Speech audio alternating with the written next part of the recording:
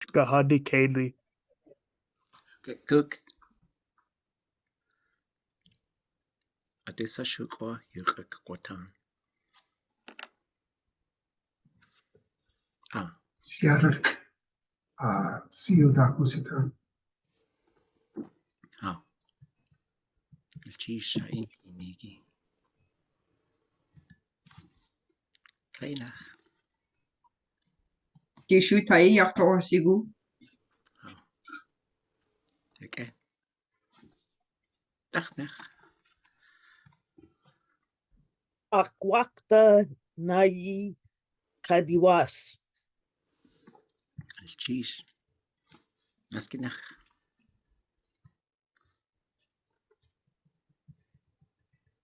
T'aawáḳ. Chish. Daugoninach. Christi Ladinus. Chish. Kitcheninach.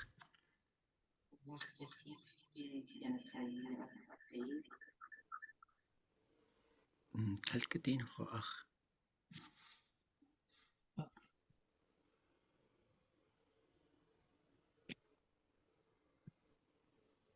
Gwall kleidwsiwnach. Okay.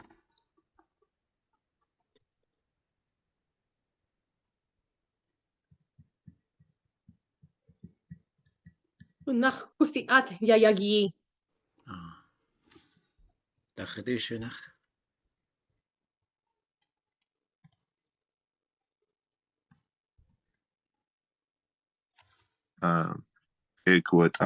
yagyee. Chish. Askadwsiwnach.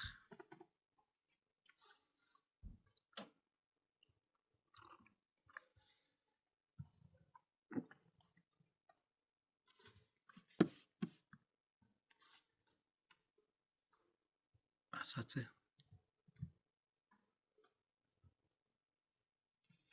Askinach uyach. Elli khoach.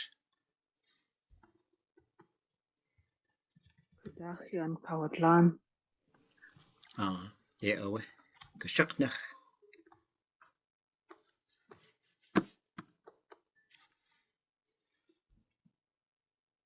Gwall talldachnach. Uyach. Harper dach de yin each as a teen. Hagnal chish kaya alko. Elkakuge. Waetsuga. Atich sy'úx'u. Okay. Hagnal chish. Ldakát Johan. Kudatankahídi. Ach tu yagyee. Yagyee. Qanach o'i dleid chwen. Aga o'i gwall cechat gychlydzin. Idar choa chatwyd y chwetl. Jyfd y chwetl. Chatwyd y chwetl. Achgli. Yanig. Helwasak wati choa. Yewe adachtashi. Helwasak wati. Gwall ati chochu. Gwall yagyee agwan. Dakakaku hasaku kanach qasiat. Yeawa achtu yagyee ldakát Johan. Woochin khasati zu woochin. Gwall dagun yagyee wooch kanach gachtu da. Hasaku wasat gagwane. Yeawa yaqati tlákw. Wan qanin zitik qaqatu wakat. Yagyee achtu wasaku dat yijik achtune. Wasa datichsa ha yejini. Wasagachtu sa semester. Shkun x'úx'u. Golli. Shkun tlákw kigi. Golgiwe.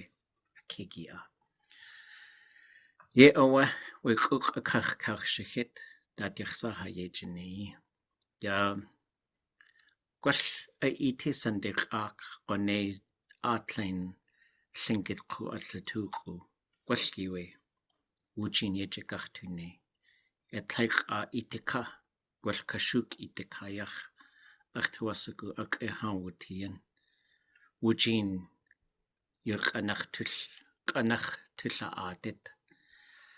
Awa adat yutachwatan datatinach sahayati at ldakatuhan.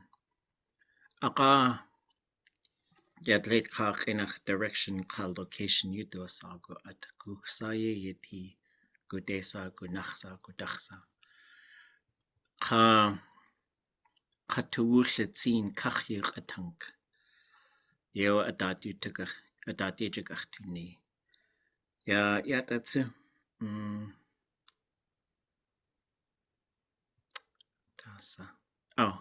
Kuhanti wasa adat yajachone ka iti shkalnik Yéil Kudatankahídi qone adat yajagachtuni. Ya achtuasagu aqaqagachtushi we direction ka location ka verbs qadasa. Galchish yuhan aqidi zaahi yagyee galchish. Okay. How is everybody? Wasayeti.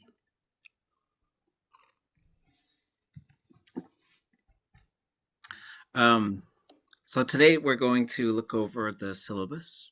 We're going to talk a bit about direction and location. We're going to look at some more phrases of encouragement, and we're going to start thinking about the work.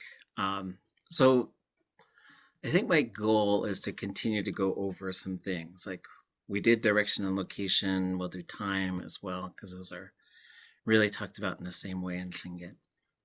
But then I think what we'll do is on the Thursday class, so this is how we're going to sort of roll this semester.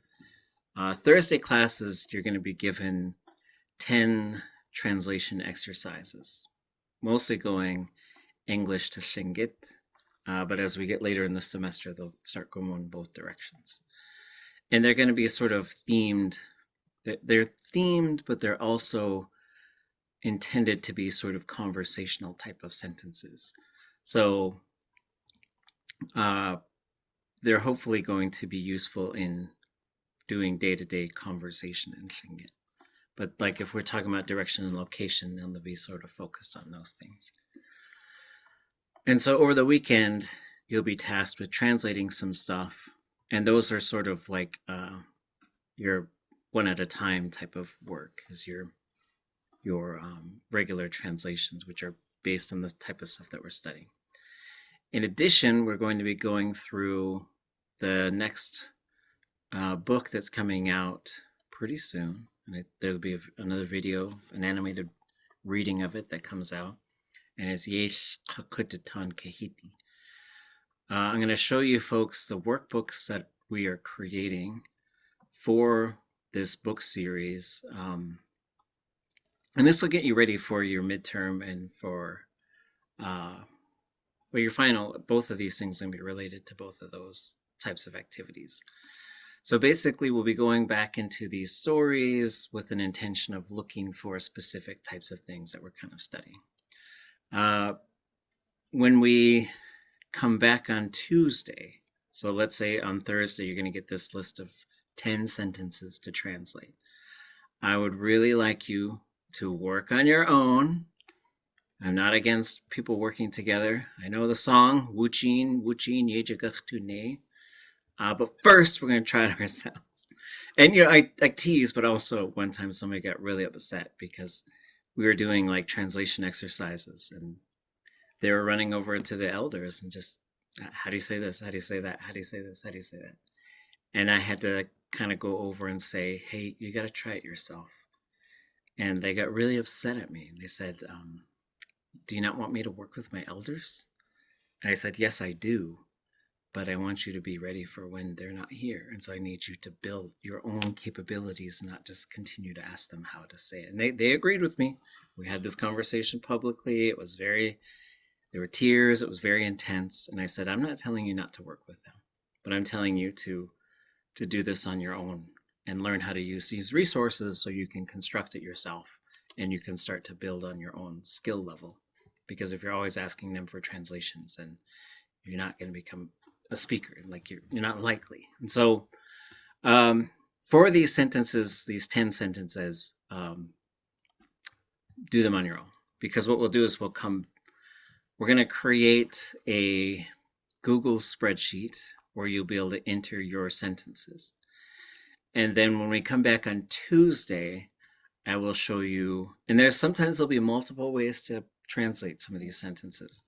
So I'll show you what I have come up with. And then if you have questions, you can ask them. And then as we go through the Google sheet, like there'll be opportunities for me to give you some feedback on the way you're putting sentences together. And they'll start kind of easier, some verbless things, but then we're going to start working some verbs in there. They're going to get harder as we go through the semester. So that is a part of your work. And then the goal is to sort of share those on Tuesdays, like what we came up with, and talk about how to translate and how to do that kind of work. And then we'll study some stuff, and we'll study that stuff on Thursday. And then you'll get a new set of sentences every Thursday. That way you're doing a lot of translation exercises, which are intended to get you to be using the stuff that we're studying as we go through. So a little bit more of a guided sort of study. We have ldakát as the TA for this class. And so she will be helping you with those in terms of like helping us stay organized and on task, and also giving some feedback on some sentences. So yes, and so I need to update the class website. So what we'll be working on this week is creating this spreadsheet so that you have it. And so by Thursday, everything will be ready. So the website will be updated. So basically, when you look at our class website, tlingitlanguage.com, Learning Tlingit, Intermediate Tlingit, there's a whole list of resources at the top. Then when you go in, it's going to say Spring 2024. There'll be links right at the top, the link to our class, the link for the study sessions, and then also the links for where to put your sentences, the spreadsheet to put your sentences in. Let's see. Yeah, any questions about any of that stuff?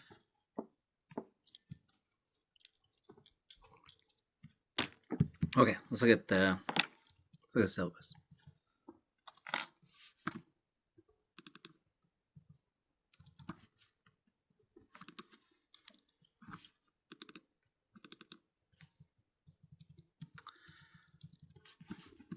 I think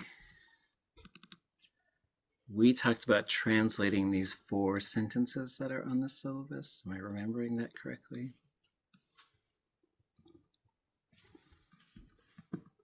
yagyee. Anybody want to read this first sentence?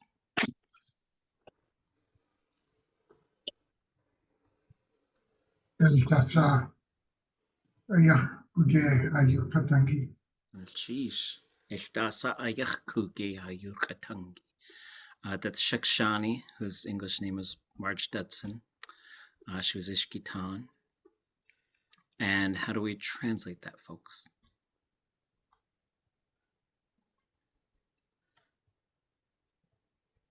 Nothing is as big as our language. That is correct. You could also say nothing measures up to our language. She was such a cool person to work with. And so I'd asked her how to say, fight for your language. And then she got really fired up and she said,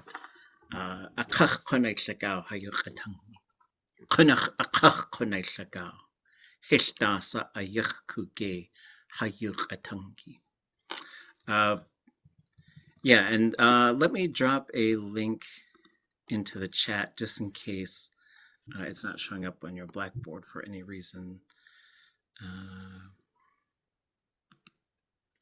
One sec.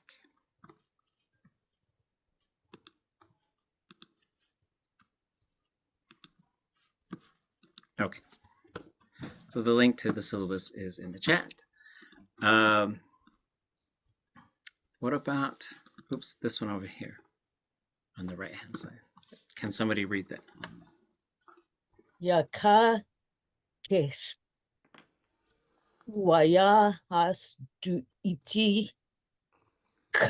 T'aawáḳ kedik ayaḥasti uhan yagyee. Sheesh. Yaqakeilk uwaya hastu itikakeitik aya hasati yagyee. This was Kajakte, Walter Sobolov. He was, oops, I don't have it. He's on Kakitan, which is also known as Tlinadi. What do we think, folks, for translation? This man's nephew, it is as if we are the seeds of his remains, those of us today. Ye'owa, Ye'owa. I would probably say a person's nephew. That is what you said. It's from chapter 16 Oh, is it? of the book. So maybe it is a specific person. Yagyee. So Kakelk is a person's nephew.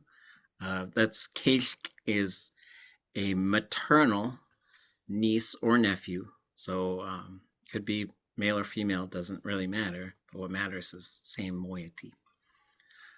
So if you're a raven moiety, all those little ravens who are one generation down are your Kelk.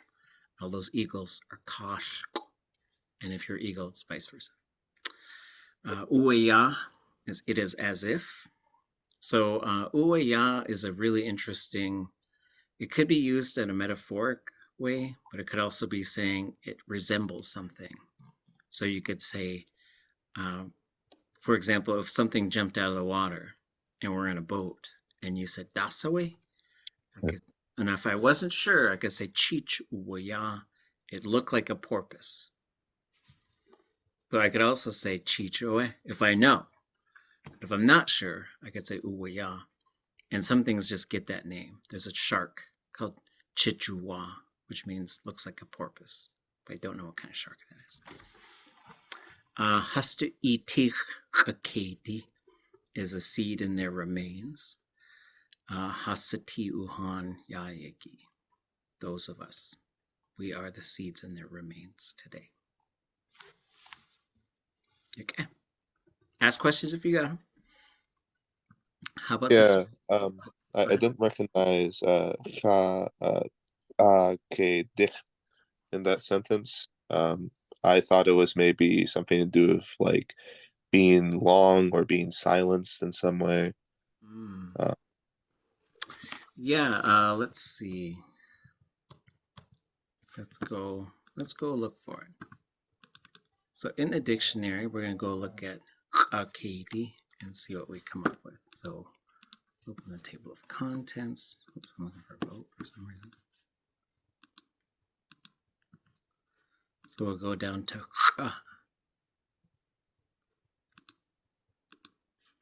and if I go down to the X apostrophe here, can somebody remind me the order of vowels in this dictionary?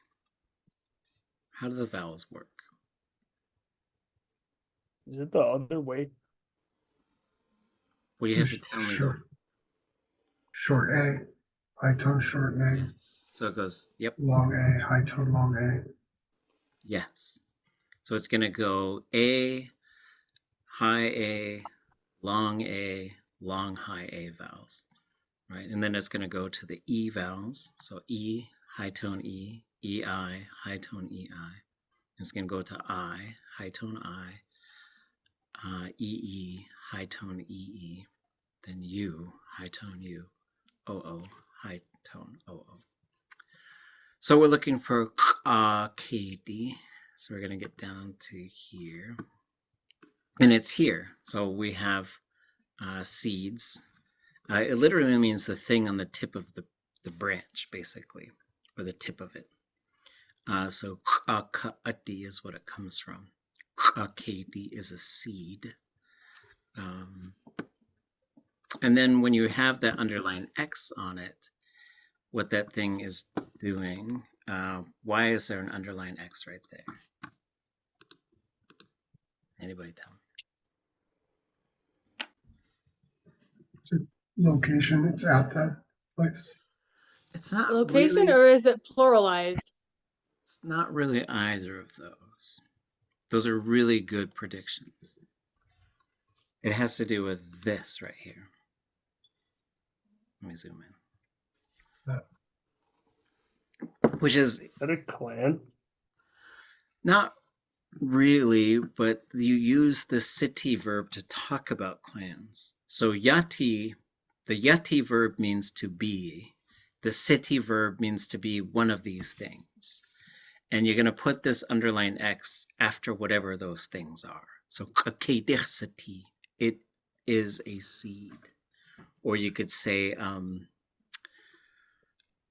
sati, they are adi clan. And you can also, it could be used to talk about what something is. For example, let's So is that like a possessive? Sort of. It's it kind of just, it links it to the vowel. There's a linguistic, I mean to the verb. There is a linguistic term for it, which I don't remember. We used to call it locative, but I think that's not quite right. I think they call it essive, which I don't even know what that means. And so, let's just look at a couple ways of how it could work. So, using this sentence as inspiration, we're going to say like ʼadudli.átk, right? So you can sort of say ʼadudli.átk. Where the seeds in their remains. This is a Tlingit phrase to talk about like our ancestors were here, and we became seeds in their remains. So this underlined X talks about the group. So siti means to be part of a group, kind of. So other places we have seen this, like when we say, oops. Wait, come on. What are we? Oh, hold on. There, I was pushing the wrong button. Chak. So chak na would mean eagle tribe or eagle group. And so you're going to say siti. They are eagle group, eagle tribe.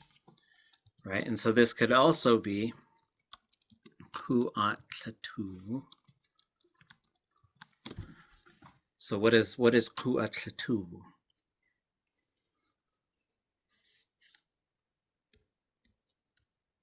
Do we know that one? You're reading that? It's what I am. I am a Kudatankahídi. Or your teacher? Mm-hmm. Oh, yeah. So a teacher. Kudatankahídi sati ʼadudli. You could say that. My mother is a teacher. You could also say ha'atchayi ha'kosti yichsati. How would we translate that one?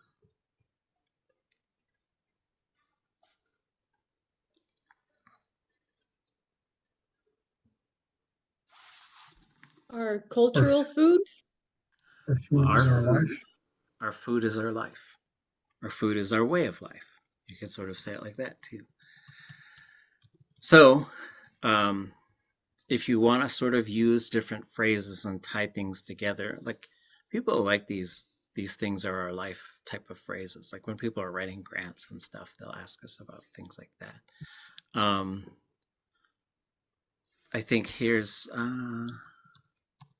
one we came up with last year, I think, with Ruth Demmer. Kucheta ha sy'úx'u.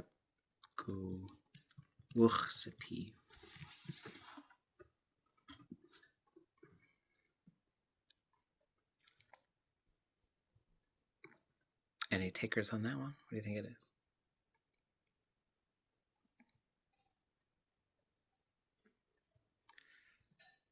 Basketball is our happiness. So all of them, they're going to have this underline, and this isn't the only verb that you'll see this in, right? So for example, you could say Kayaqajit.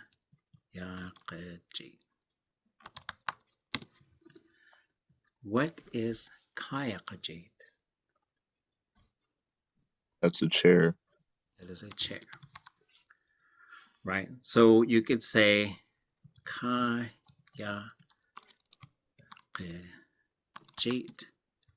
ʼadudli.átk.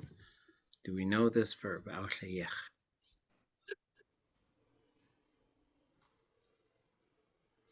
Is that the verb for it being like hard? No. No. So ʼadudli.átk is a verb that means to construct something or to make it. So Kayaqajit ʼadudli.átk would be they made a chair. But you could say Kayaqajit ʼadudli.átk. So this can have two different ways to interpret it. You could say, so ʼadudli.átk with this underlined X on it now, just like this sati verb. The sati verb just needs to have it. Like you can't have sati verb without that underlined X denoting what the group is. But in this case, so Kayaqajit ʼadudli.átk, they made a chair. Kayaqajit ʼadudli.átk, they used a rock for a chair. You could also interpret that as they took a rock and turned it into a chair. It's more than likely going to be the first one. Okay. Oops, that's not our syllabus.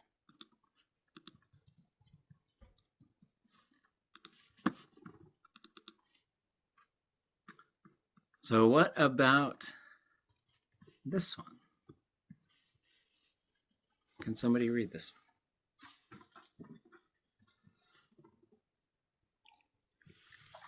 Átk kugasti away du yadi planu yagyee wuti we Yéil kua yallingit ani yagyee. Yeah, look, there's that verb we just looked at. Yeah, it's the construct verb. Yeah. Okay. Atqasti away du yadi planu yagyee wuti we Yéil kua yallingit ani yagyee. Okay, a lot there. Anybody crack the code? Looks like that first part is what we were just talking about, except in future tense or future mode. That's the Atqasti. May it exist? Yeah, so this would be like ʼadudli is like ʼadudli, so from it. So I would say probably after it was born, du yadi, their child. Then we get nu yagyee wuti. Anything look familiar there? Or anything you were able to figure out?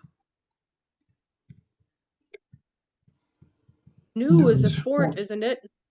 It was a 4. What is So yagyee? not from a fort. Well, tle is No, not that's duck. case. Oh, okay. It's then, right? Yeah, tle is then. Yahuti is like, Yeah, it's like, yagyee, it was like. Yeah, away. And what does the giwe do? Anybody know that one? You're going to see some Isn't different. that like a perhaps or? Yes. Yeah. So after it was born, their child, then it was maybe like a fortress. Yéil. That's capital Y. Raven. That Yes, raven. that Yeah. raven. Llingitani yagyee. He constructed the world. That raven who constructed the world. Yéil. Ah. This is from, it's a big pieces of language here, but just a really neat phrase. Last one. Oh, and this is from Kusky Susie James, who was Chukin Shah.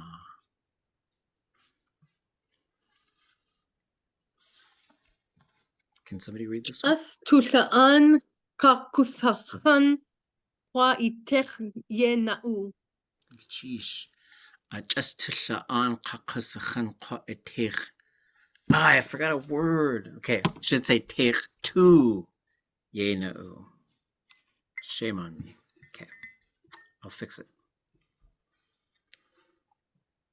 And Kahwan Ish was the speaker of this. His name was George Davis. He was Takdeen Khan. So, it take two. So two is right there. T high tone OO. And what do we have for a translation? Sorry about the missing word, folks. I think it starts with kindness and love. Love for people. Mm-hmm. I got just kindness and people's love. And then I got like the command form for wear it on your heart. Yeah, put it, so it would be put it in your heart. So with the two part was important. So, yes, so just put love and kindness in your heart. Goodness, sheesh. Okay. So as far as what we do here,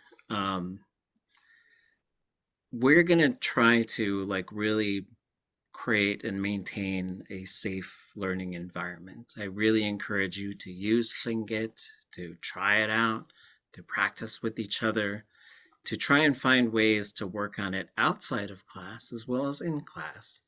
But in class, nothing goes wrong if you make any mistakes. That's just part of language learning.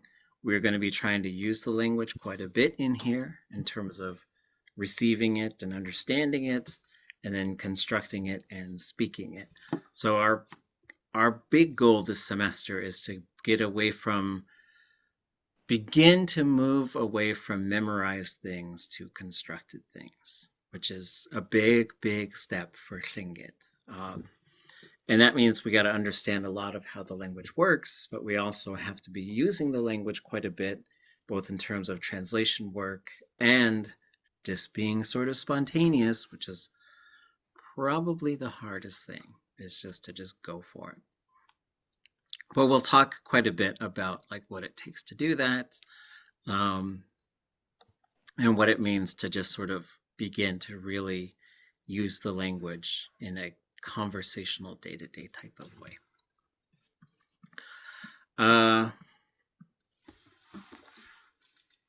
Let's see. We know all the different things that we use for this class. And so if you go to tlingitlanguage.com, learning Tlingit, intermediate Tlingit, all the things that we use on a regular basis are towards the top of that page. So the top of that page is resources.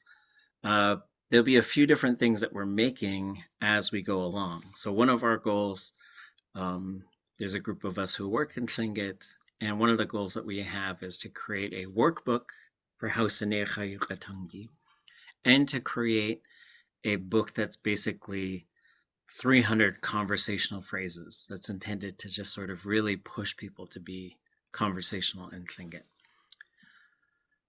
There's additional resources, and we'll be sharing these as we go through, talking about how to use them, continuing to think about how to use them.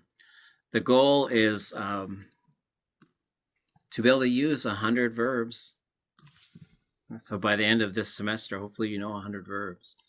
I'm going to do all I can to help you get there, and to use different times and persons there. So changing the object, changing the subject, and perhaps going perfective, future, and either imperfective or progressive imperfective. We'll talk about that. To speak and comprehend at an intermediate high level, that's our goal. To describe current and historical events using the language, and to explain and translate intermediate concepts like noun modification, using adjectives and putting suffixes onto nouns, direction and location, and senses of time, which are huge concepts in Tlingit. But that's the goal. Like by the end of the semester, we should be able to do those 4 things, and that's our ambition. If you show up and do all the things, if you're in the graded section of this class, you get an A. Like that's all you have to do is just do the thing. So though it's not a performance-based grading system whatsoever. But if you stop coming or if you don't do things, then it starts to get complicated. I don't like things complicated. We are going to be doing, your language demonstration is really going to be your 10 sentences per week. So just your translation work is going to demonstrate what you sort of can do in the language. You're going to check in twice with ldakát to talk about how things are going and what your general approach is to studying and using Tlingit, just so we can engage in conversations about that. We are going to translate T'aawáḳ, which is already translated. So you're going to have the Tlingit version.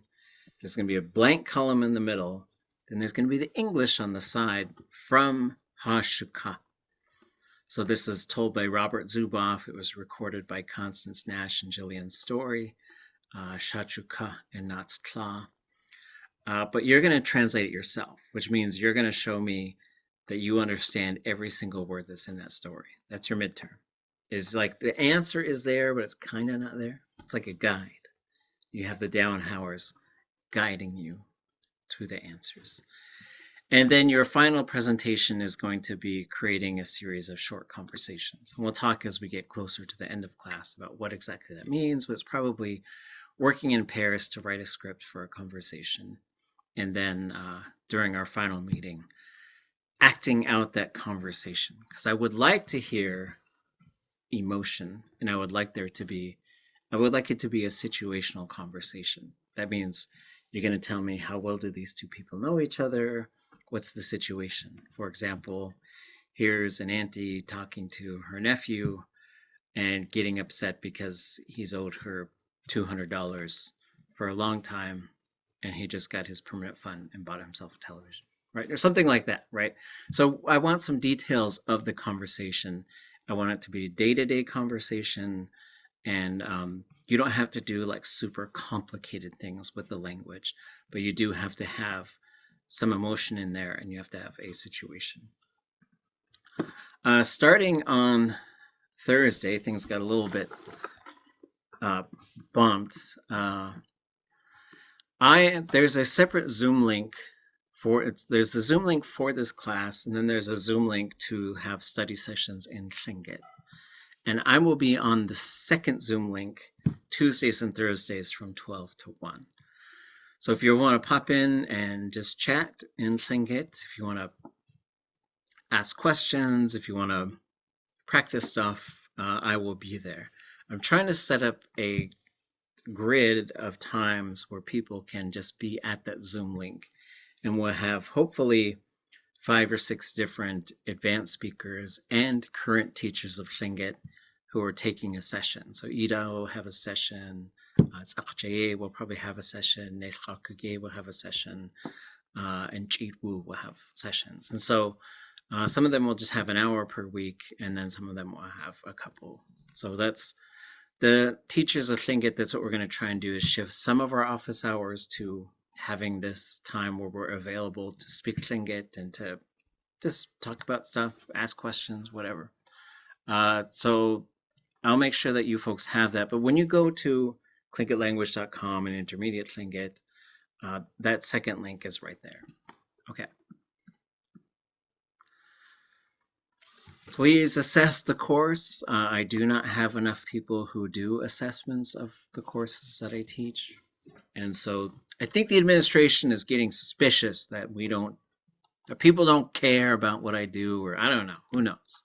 I get uncomfortable asking people to do it, but it's helpful if you want to give us tips on how to do this differently or what you think it should be, or if you want to tell the university that I'm doing a good job, that certainly helps. Can you let us know when those come out? Because mine inevitably goes to my junk folder, and so unless I know to go hunting for it, I do not see it. Yes, I'll tell you when it's live. It's on Blackboard. It's, we might just like take a class and just have like an hour, just take the last half hour and just say, do the thing, and I'll go outside or something. We'll figure out something, but yeah, I got to get better about that too. No one should ever discriminate against people in education. So if you experience any form of discrimination, you have avenues to advocate for yourself. If it happens, if I do it, let me know and I'll try and be better about that kind of stuff. And if it happens to you in a different class, also you can let me know and I'll assist you with trying to advocate and trying to find a way that kind of stuff does not interfere. And so that's anything to do with so like there's a big list here. So race, religion, color, national origin, citizenship, age, sex, physical or mental disability, status as a protected veteran, marital status, changes in marital status, pregnancy, childbirth, related medical conditions, parenthood, sexual orientation, gender identity, political affiliation or belief, genetic information, or any other legally protected status. So if you're feeling discriminated against and it's interfering with your education, there are things that can be done. If you need any assistance for any reason, there's a number of different options to explore that through the university, and that information is listed here on the syllabus. Advocate for yourself. They'll send me a letter, and then I'll know if you need any extra time or anything else like that. Title IX is usually about also gender discrimination, but also harassment and sexual violence and any sort of form of violence, stalking, anything like that, domestic violence. So like, I guess the starting point is don't do anything like that. Don't cause harm to people. And then the second thing is if something is happening to you that's affecting you, you also have avenues to sort of protect yourself and to be protected. And so if I do hear about something that has to do with something that falls under Title IX, which is usually violence, sexual crimes, harassment, those types of things, stalking, then I'm obligated to report it. So the reason I share that with you is that you know that you have an avenue to protect yourself. And so there's a number of resources that are available here. And then this gets us to what we're going to be trying to do. So we are going to be reviewing some stuff. We're actually probably going to jump to directional relational terms today. We'll do a little bit about like nouns and other parts of speech, but we're going to go through stuff and then get us to verbs. And so we're going to be doing a lot with verbs on both Tuesdays and Thursdays. But the idea with Thursdays is to try and sort of like practice a lot of the stuff that we're doing, and that's going to be like reading stories and looking for stuff. So if we're doing direction and location as we're translating, I'll be asking you to look for direction and location terms as we go through. Here's our midterm translation. So this is when we'll be going over that. Is in mid-March. You should have T'aawáḳ completely. You should have all the words translated in T'aawáḳ. And we'll go through that as a group. And then we have our final presentations on the, I don't think it's May 2nd though. Let me double check the date on that one. Okay, any questions about any of that stuff? What version of T'aawáḳ will we be translating? Will it be the long Hashuka version, or will it be the version from last semester? It'll be the Hashuka version. But then you're gonna, so what you're doing is a retranslation. So what the D'Aawáćs usually do is kind of a loose translation. So it's on the published English side, it's really for speakers of English and not Tlingit. And so you're going to do a little bit of a different style of translation where you're going to demonstrate that you understand how every single word works in that story.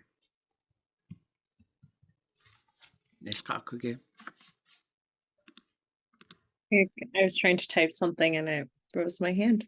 Oh, yeah. Oh, is it a command Y or something? I think that one doesn't. That one does. Oops, I'm on a different thing. Okay. Right. Anything else? Yeah. Okay. Well, let's come back at Alaska time 6:35. So take 7 minutes, and then we'll come back and do something a little different. Okay.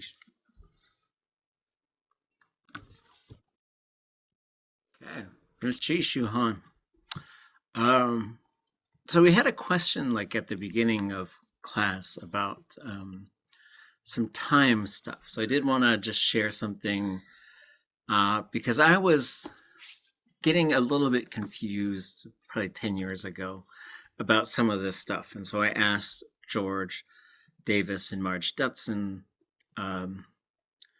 who I owe so much to because I worked with them every Friday and they were just so wonderful, so kind, so fun, so funny. And I would just bring them questions. And so one of the questions I had was like how to do something like this.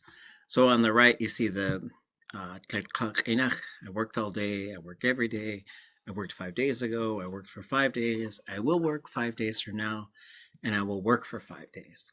So these are very similar types of things. So the important thing here is ldakát yagyee is all day. Tlákw yagyee is every day. So if you're doing tlákw yagyee, you might end up with a repetitive form in there, but you wouldn't necessarily with ldakát yagyee. So tlákw yagyee every day, but in this case they didn't give me. You could say yagyee would be I always work, but that would be usually if you say tlákw. Now tlákw is different than tlákw yagyee. Tlákw is like all the time, all the time. So you say ldakát yagyee yagyee. So here you have a verb that's in the perfective. So all day long. I shoveled snow all day long. So in this case, I worked. So then tlákw yagyee yagyee. So there is a set of verbs where when you use it in the imperfective, like right here, yagyee would be I am working right now. But it could also mean I work. And so not every verb will do that, but some of them will.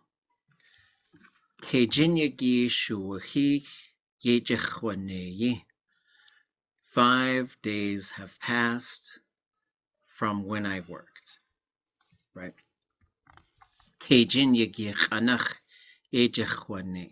So here you have this chanach, which is very similar to kanach, and really has to do with a time reference, right? So I worked for over 5 days. I worked.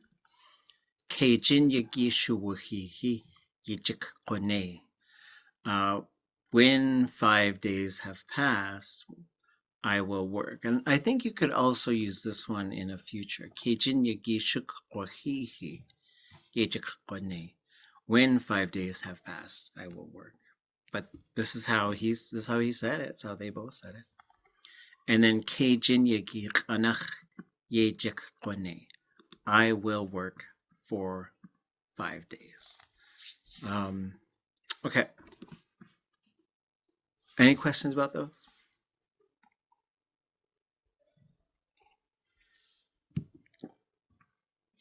All right.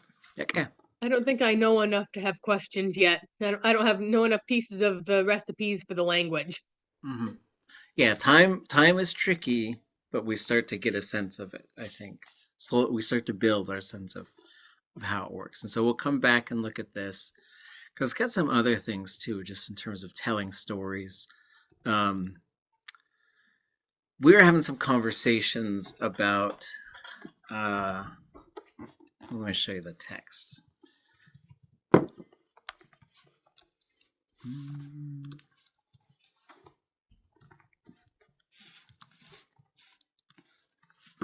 Are you folks familiar with this book?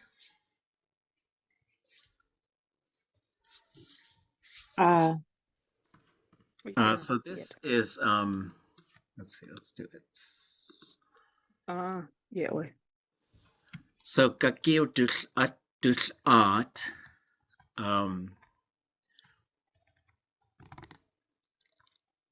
and brought forth to reconfirm the legacy of Otaku River Tlingit clan.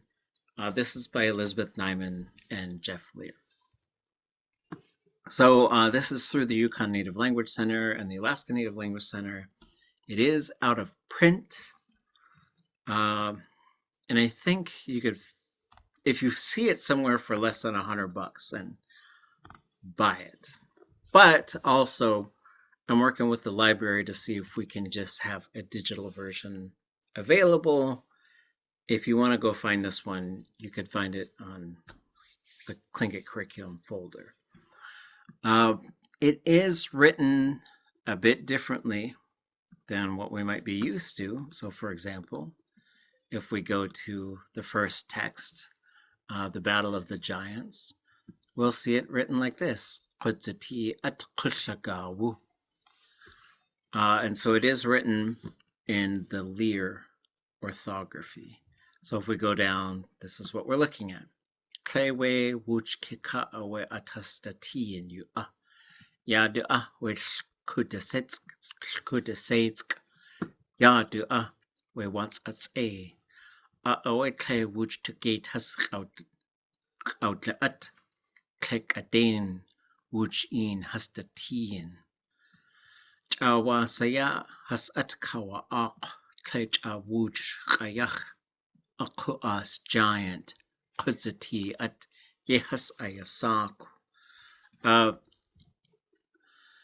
But it's a brilliant textbook. And so one of the things that's really nice about it is it has like so much stuff for us to look at. And I think probably about 10 years ago, there was a student who started to retype it. His name was syllabus. And I'll show you what it looks like in the retype. So if you go to the Tlingit curriculum folder, there's a folder within that called x'úx'u. And within the x'úx'u folder, there's a folder called Nyman. And within that Nyman folder, there's a folder called Retypes by Syllabus. So when you look at the retypes, which I think I might have a couple things to fix, but we do have it in the Dauenhower orthography. Tlákw, wooch awe atastati in you. Yagyee, which Kudatankahídi, yagyee, we what's at a. Awe tlákw, wooch to gate has ldakát, tlakw, wooch in has the teen. T'aawáḥ has at ʼadudli.átk, wooch giant. Yagyee has So I thought of this text because there's a whole bunch of time examples that I've pulled out from here. Her name was Seidayaa. Her daughter was also Seidayaa. And her daughter was one of my Tlingit language teachers. Her name was Mary Anderson. They're both yagyee. They're both from ʼadudli.átk. And we'll probably take a look at a couple of these because one of the there's the ʼanak'idak story, there's this Kudatankahídi story. And these are very relevant to the ʻAwáḥ and tlákw areas.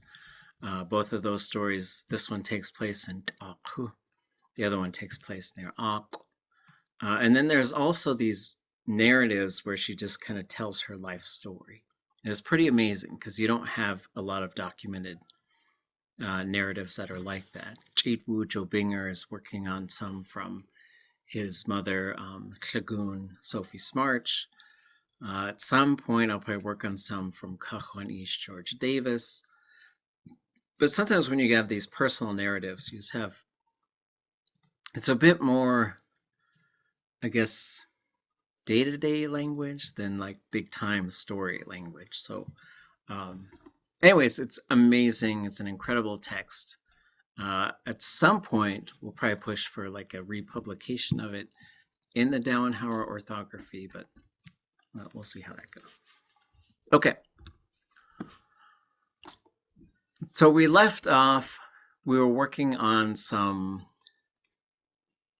phrases of encouragement, and I wanted to sort of come back to that.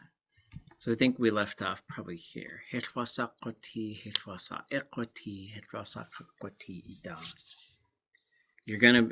be okay, you will be okay, and nothing's gonna happen to you.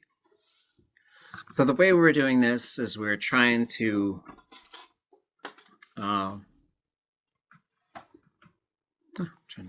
okay. If we can have a reader, you'll read it, then I'll repeat it, and then we'll focus on translating it. And we'll do these for a little while. So, and if we can, let's all try to take turns reading. So if you haven't read yet, go for it. So anybody want to get started?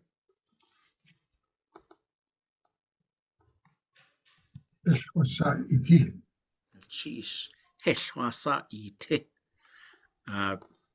Translation, anybody?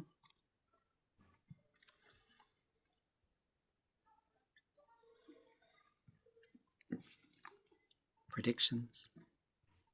Not bad Whatever remains. is left. It So doesn't matter what's left. This et is the verb, though. So there is an et that looks exactly like this, but this is uti.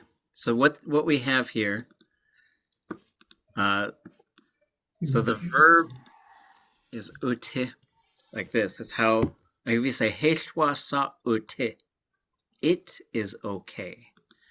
But when we add the I here, then we get et. So what's on there is a second person singular object, which would mean Are they okay? You are okay. you are okay. You're okay. You're okay. Okay. How about this one? Can I get a reader for this one?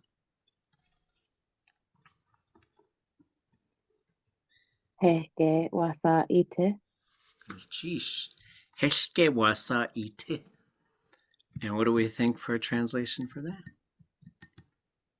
Are you okay? Are you okay? Right? So this is a great one for like, if something happens and you think somebody might be hurt, so like we started using this one at the language nest because kids were falling down. And we were asking them, and I said, I think we're asking them like, are you being good? Where we should really be asking them, Heshke wasa ite. Are you okay? Are you okay?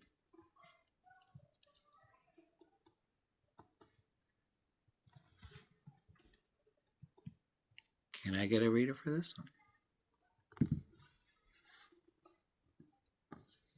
Heshwasa ikwati. Heshwasa ikwati. Ye'awah. And a translation? You will be okay. You will be okay. Ye'awah. Goodness, cheese.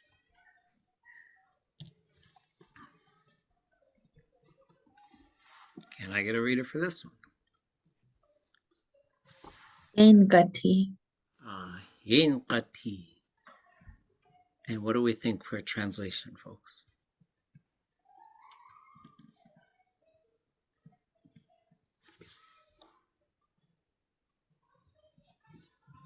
Be okay. Well, the teshwasa would have to be on there. So this is going to be something a little bit different. It's that way. Yingati is let it be. Actually, I should change this a little bit. That way. So let it be that way. Yingati. Yingati. We're gonna see some of these. This is a hortative form, which means like, so let it be that way. It's usually like used as sometimes a wish, and then sometimes as like a strong statement. Yeah. Could it be like if a kid is bothering something, you want them to leave it alone, let it be? Well, no, this is more like you're hoping that it will be a certain way. So like if you want a kid to stop doing something, the shortest way to do that is by saying ishi. I don't know why does ishi get a thumbs up? But ishi means don't, right? Whatever they're doing, don't. Then the stronger version is t'aawáḳ, and t'aawáḳ means knock it off. But then you can also get into negative forms of verbs like don't touch it. Or you can get to don't eat it. So then it will get more specific depending on what you're trying to get them to do. But in this so this isn't leave it be. This is like you want it to be a certain way. So yagyee, it is that way. Yinqati, let it be that way. And so you might say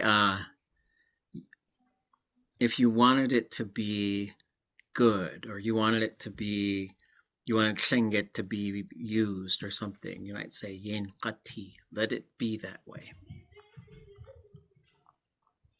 What did you say the longer version of ishi was? Trying to take notes on the commonly used phrases and I missed it. So here's ishi. So ishi is don't. So whatever they're doing, you're telling them. So like, if you hear ishi, you stop what you're doing, because so ishi just generally means don't, like don't.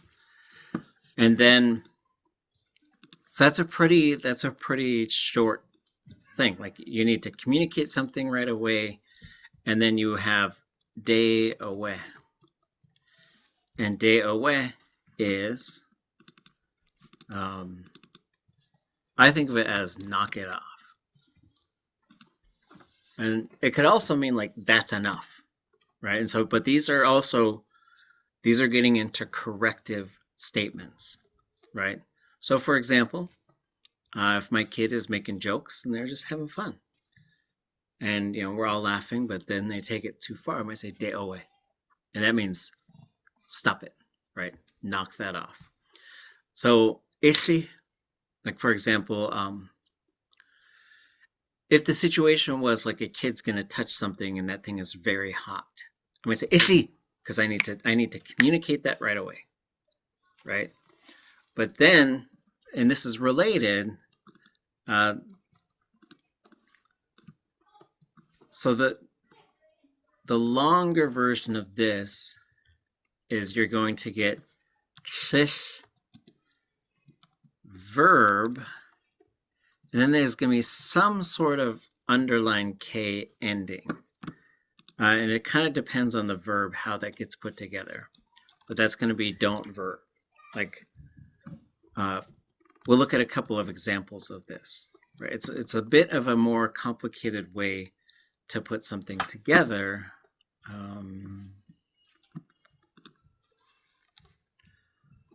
So let me open the verb database and we can just look at a few examples.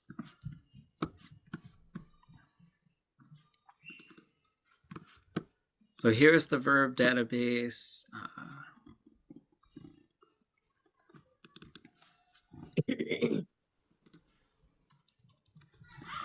And so well, if na'u was our command, there'd be a prohibitive for that. So ye na'u is to put something somewhere or to wear it. So we'll go down to u. And we're looking for, what's this one? So here's ye na'u, put it there, right? But then you can have yagyee.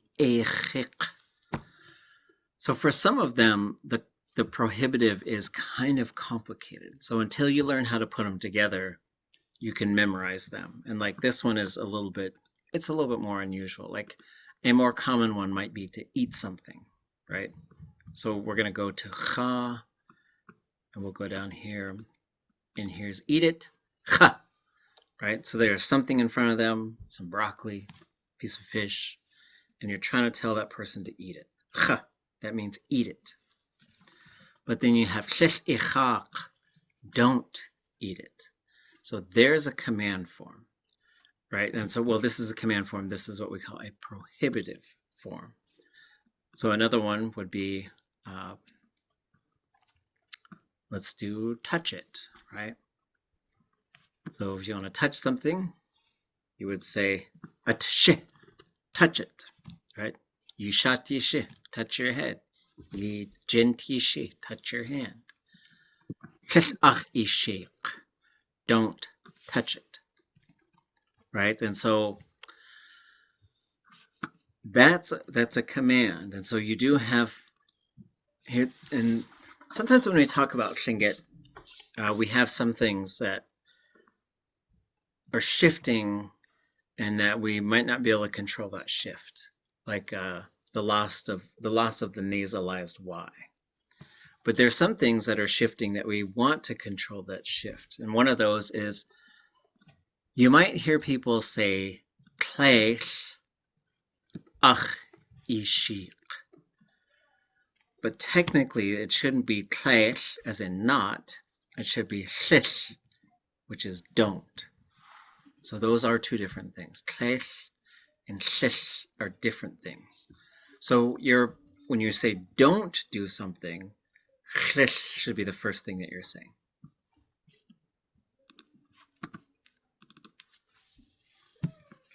Okay. Who wants to read this one?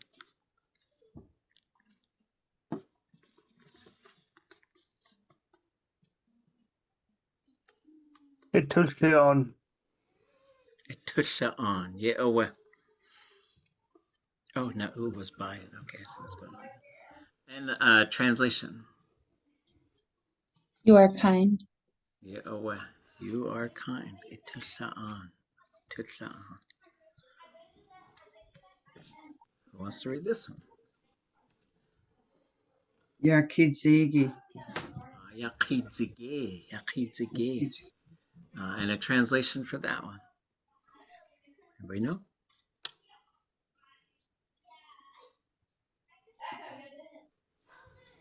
This one that King David Katzik used to like to tell people. You are intelligent. Yagyee. So we're looking at these because we're getting encouraged as we get back into our Tlingit studies. Can someone read this one?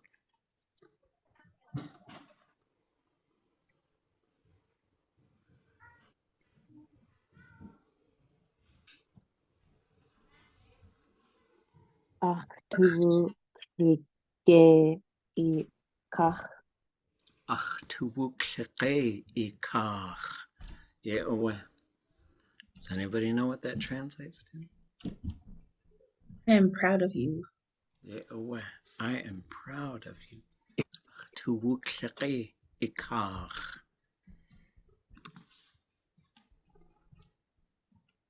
Can someone read this one? Likuzdi. X'úx'u. And how do we translate that one? Awesome.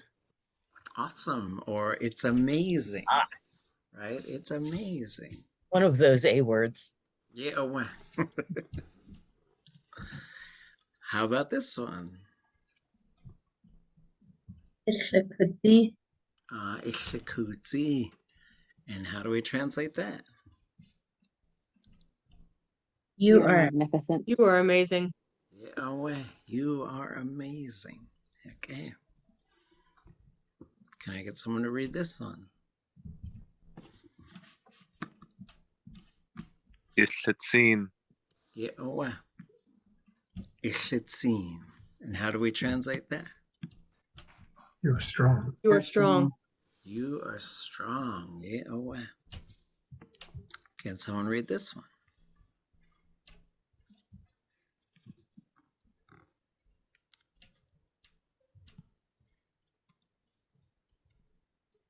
X'úx'u. Hashitsin. Yagyee. How do we translate that one? We are strong. We are strong. We are strong. Yagyee. How about this one? Can someone read this one? Hanatsin. Kehanashsin. And how does that one translate? We are getting stronger. We are getting stronger. Yagyee. Because we're shoveling all this snow. Who wants to read this one?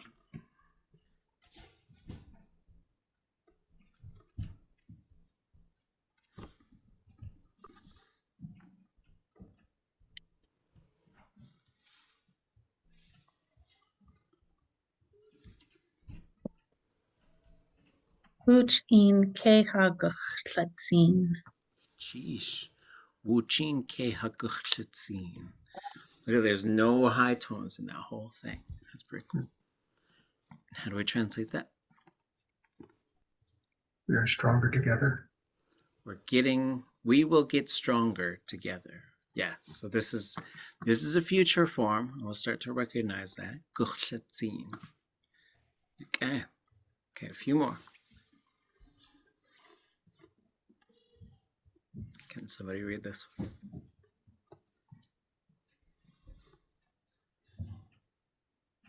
ʼadudli.átk. Yagyee. ʼadudli.átk. Does anybody know what this one translates to?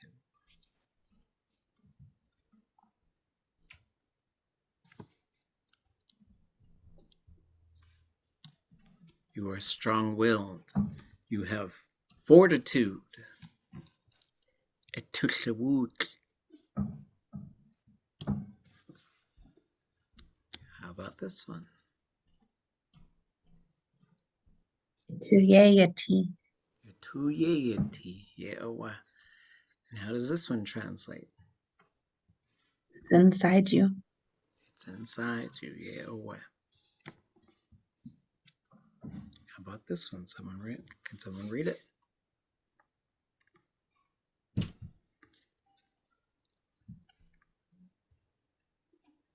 ʼadudli.átk. Yagyee. ʼadudli.átk. And how does that translate? We're strong inside. Yes, there's another way, a slightly different meaning.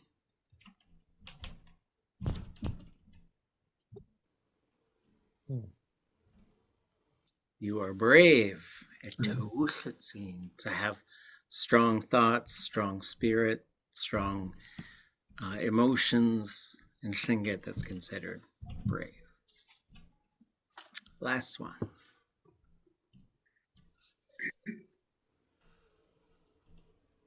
x'úx'u. x'úx'u. And how do we translate that? I love you. Yagyee. I love you. So on Thursday, we'll do some more of these. Just sort of like, these were collected by Gold Belt Heritage Foundation as we sort of went through, and we're just thinking of like, just encouraging phrases. They're good for us, I think, to practice, and they're also good for us to use. As we get back into studying the language on a regular basis, I think it's important for us to stay encouraged and to stay motivated. And so it's a fun exercise, I think, to go through. Okay, so let's see. So I want to review something that we talked about a little bit last semester. And this is how I think we'll do it. So there's these terms that I'm thinking of. Whoops, where'd my paper go? So there's, whoops, ka and yik and whoops, and ṭaawáḳ, and Yéil. So all of these are doing kind of similar things. Can anybody tell me what these things translate to and how we might use them? Isn't ka on top of?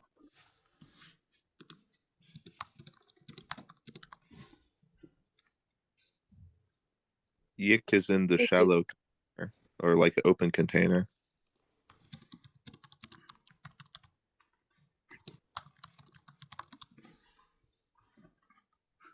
Who is inside? Not a shallow container. Mm-hmm. Next to. Nope, that one would be ṭaawáḳ with an apostrophe after it.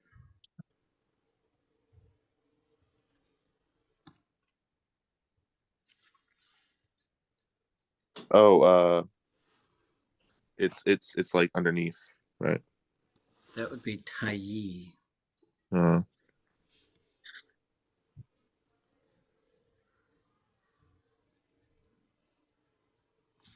Next to?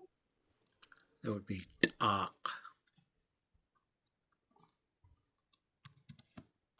It's in some sort of, it's a cavity. We'll see this one around sometimes, but, or in like a body of water as well.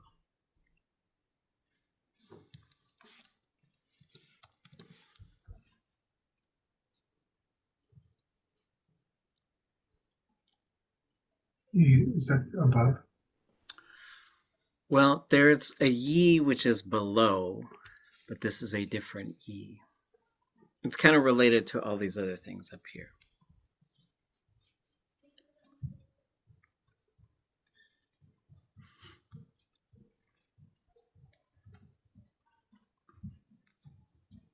It is inside a building from the outside. So as we start thinking again about direction and location in Tlingit, like there's a whole way of thinking that I think I want us to just sort of continue to revisit from time to time.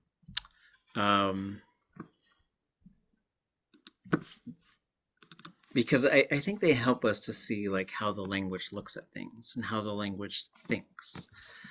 So we were sort of thinking about these things, and we were doing a workshop in Teslin, and Yéil, Tim Hall, pulled out this napkin. He's like, I got to understand these things. So we sort of went through these categories, and this is how these things are used quite a bit. Like you'll see them all over the place. So ka is on something or in a spillable or open container. Yik is in something, but it's floating water. So it's floating on the water. So that would, like a boat could be hin yik because it's floating on the water.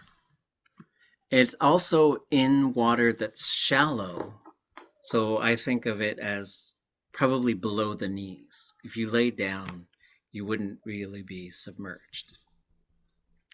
It's in a tree, it's in the forest, it's in the road, and it's in a creature's body.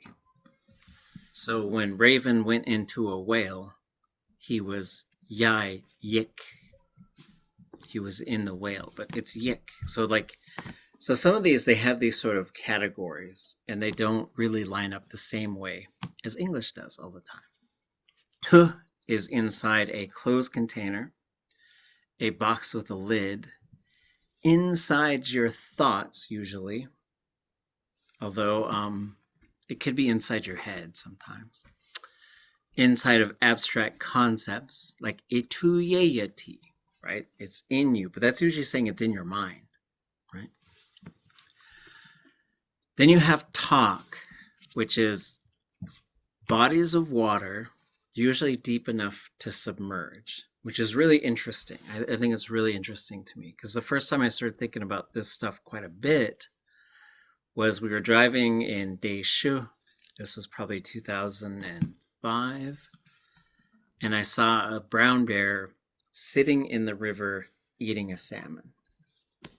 And I said, Heen yik ah we hoots kachat acha. And there was an elder there, Kanak Ruth Demert, who said, it's Heen talk. And I said, well, why? And she said, because it could submerge if it wanted to, right? Which is really what it comes down to. So talk is bodies of water. It's also like a hole or a pit.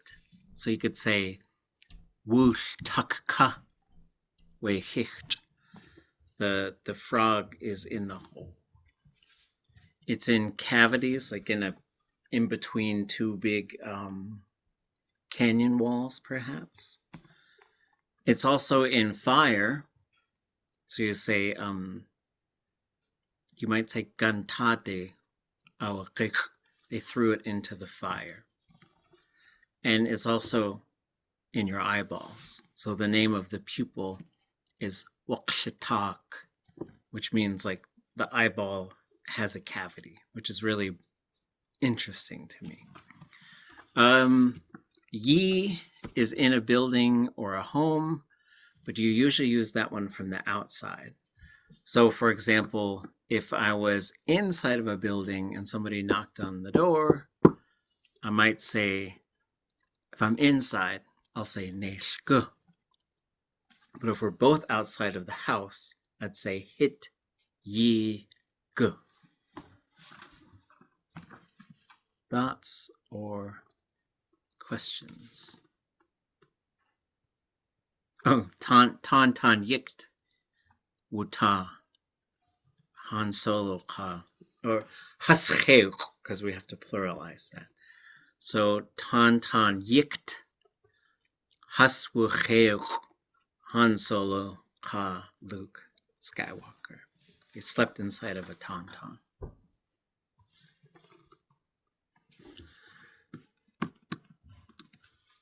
So as we revisit this stuff, like I think it shapes the way that we think about the world when we think about things in Tlingit.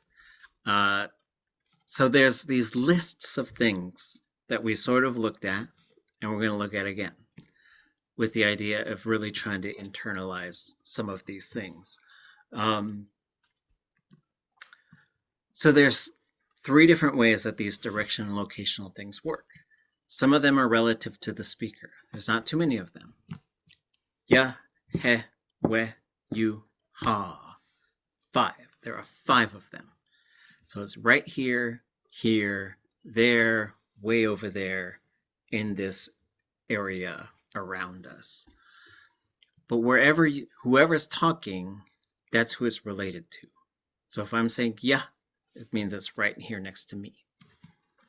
There's these relation of 2 objects, right? So akin, a yagyee, a da, a ka, those types of things. It needs 2 things to relate to on top of it, around it. So one thing is in relation to another. The third is these fixed universal points, like the ocean from the out to sea to the shore, from the shore up to the inland, from the inland to the ocean, from the ocean out to sea. Those are probably the most pivotal ones in Tlingit, the most important ones in terms of how they function in the language. So you have these sort of 3 types of things. One of them only has 5. So you can learn ya, he, we, you, and ha. This one's got quite a few of them. This one's got quite a few of them. So as we go through and start internalizing these concepts, part of it is getting to these lists of things. Let's see, which one am I looking for?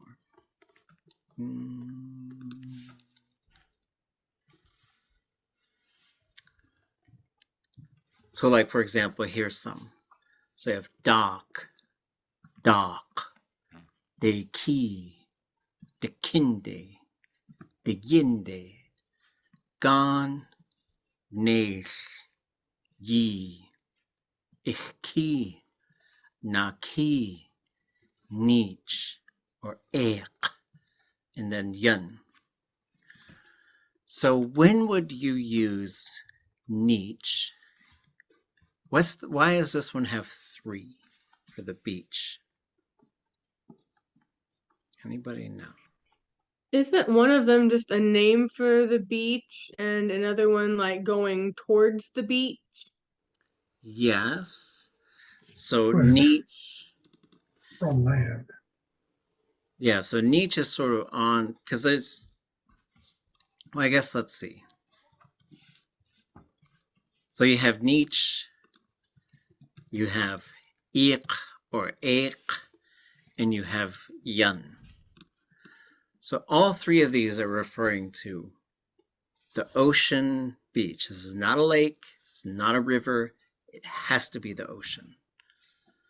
But what is the difference between, well, I guess, why is there 2 of these? And then what's the difference between all 3 of these? 2 of them because of dialect. Yes. So this is southern and transitional and inland Tlingit. This is greater northern Tlingit. And this one is also, I guess I would say, shoreward from the inland.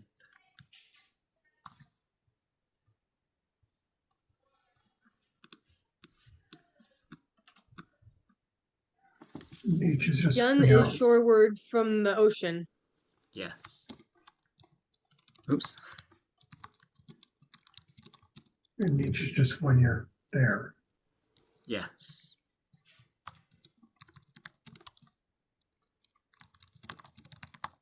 So you got a niche from the niche, right? So if you're on the beach, you could talk about as niche. But other words, if you're up in the inland, if you're up away from the ocean, you would talk about going ek or ik. You could say ekde, and then you could say yun. You could also say yunde, right? And so like some of these are depend upon where you're at, right? And so that's one. A similar one would be Neith and Yi, which we just talked about. So how do these ones work?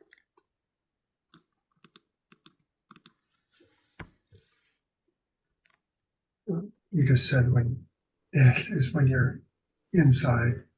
You talked about inside.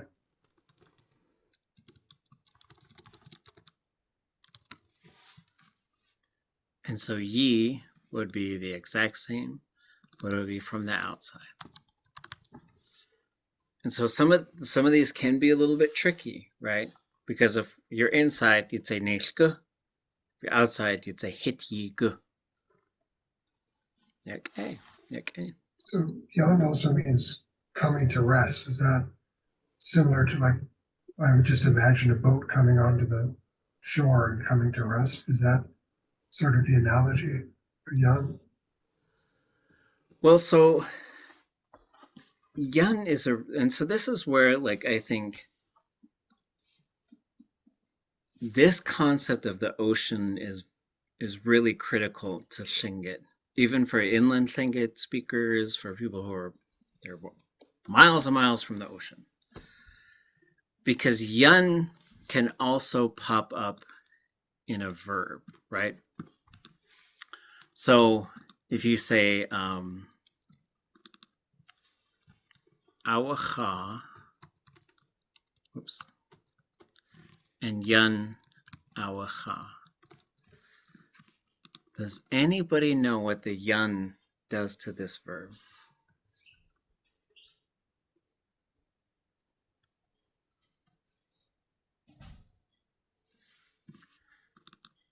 So this is, how would I translate T'aawáḳ? Anybody know?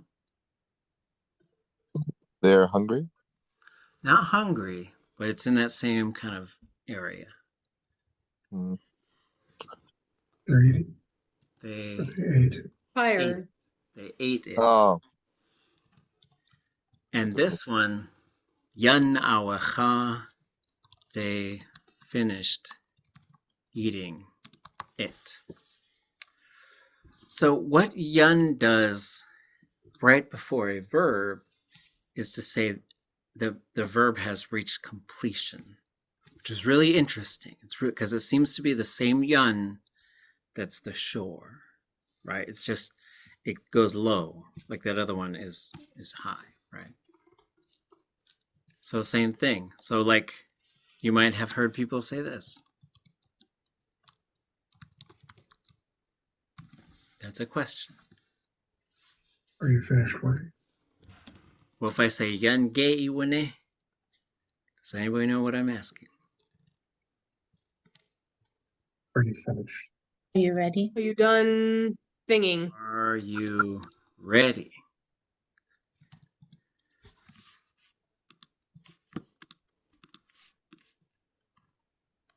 So this is an object pronoun. So how might I say I am ready? Yagyee x'úx'u. Well, we wouldn't Yan need hawane. Yagyee. but it would be chat and not cha. Yan hat Wane. wane. Wouldn't it? Wane. I am ready. Why So would it have the U? Okay. So that's a good question. Okay, so we have uwane.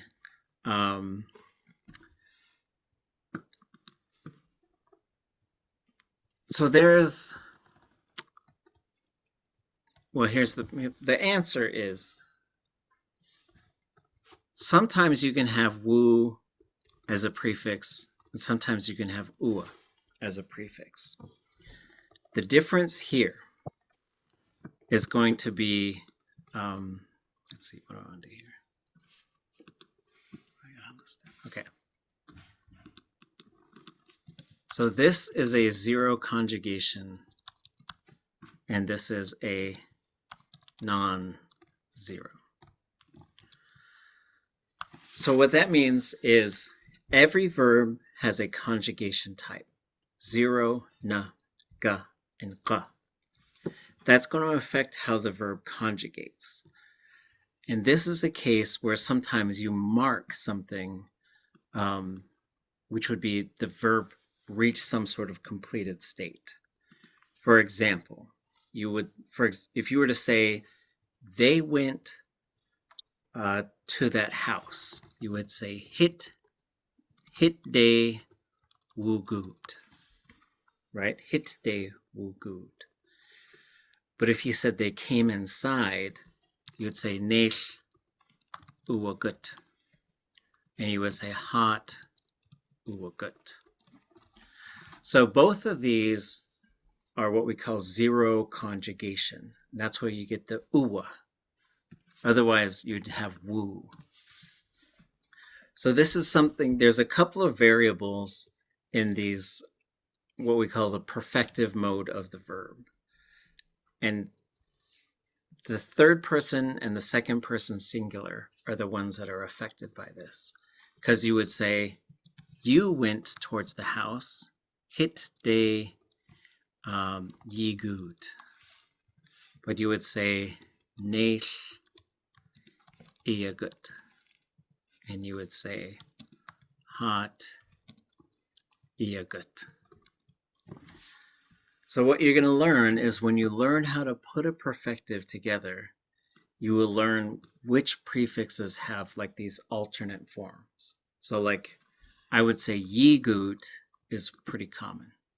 Ye is pretty common for you did it. But if it's a zero conjugation verb, it'll switch to ia to mark that like that verb reached its completion.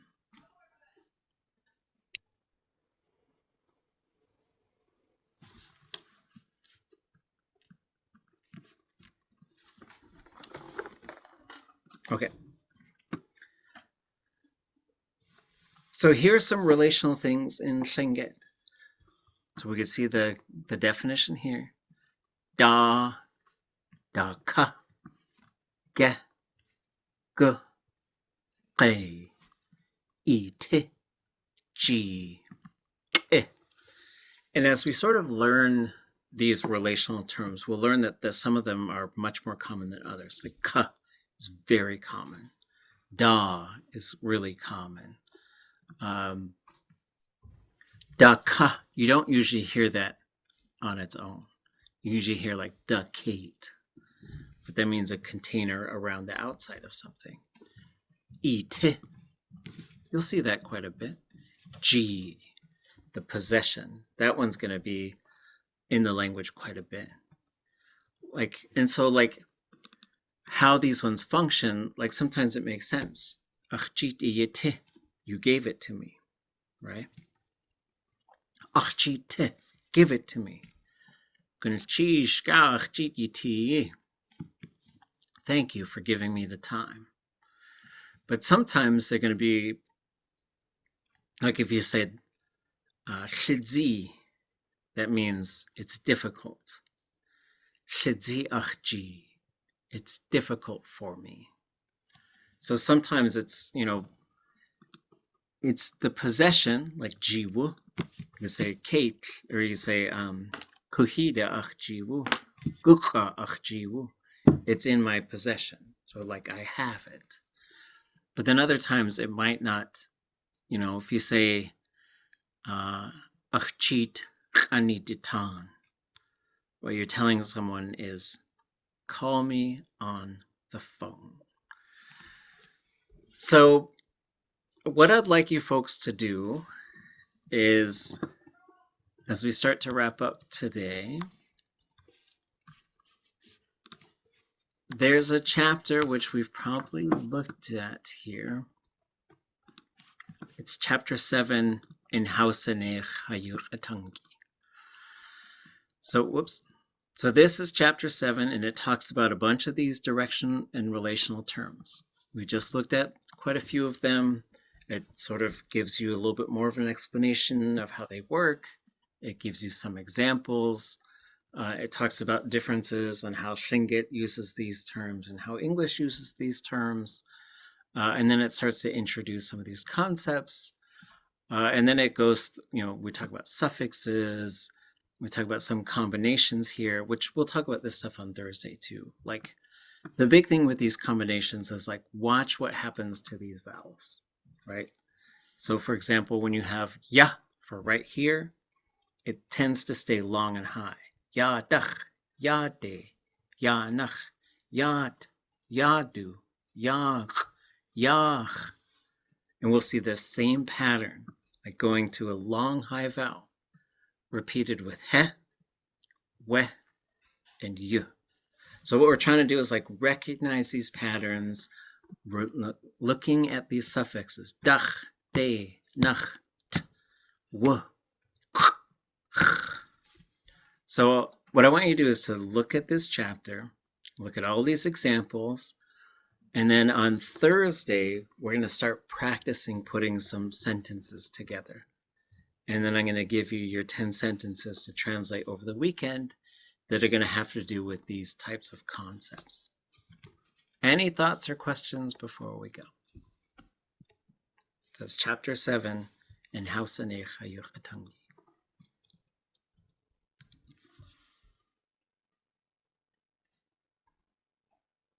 Okay. Okay, good to see you, Han. You go one. We'll see you folks on Thursday. Yeah, question team. Yeah, question. Yes, yes.